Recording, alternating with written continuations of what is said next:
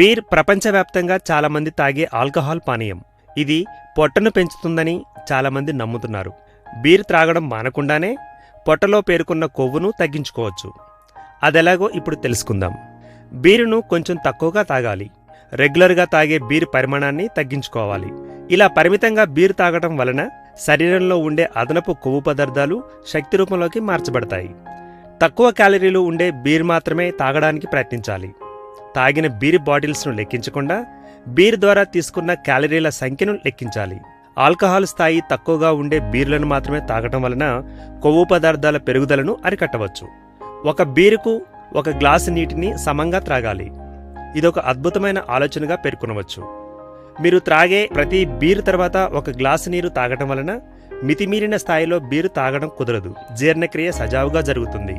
Beer తాగేటప్పుడు అనారోగ్యకర కొవ్వు పదార్థాలు, మాంస పదార్థాలకు బదులుగా ఆరోగ్యకర పదార్థాలు, మాంస పదార్థాలు తీసుకోవటం వలన శరీర జీవక్రియను ఆరోగ్యకర స్థితిలో ఉంచుకోవడం సాధ్యమవుతుంది.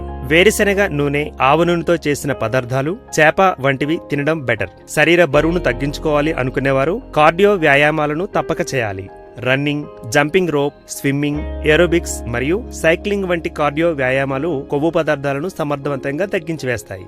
బీరు తాగిన పైన చెప్పినట్లు చేస్తే మీ శరీరంలో పేరుకొని ఉన్న కొవ్వును తగ్గించుకోవచ్చు. ఈ ఆరోగ్య చిట్కాలు మీకు నచ్చినట్లయితే షేర్ చేయండి, లైక్ చేయండి, సబ్స్క్రైబ్ చేసుకోండి.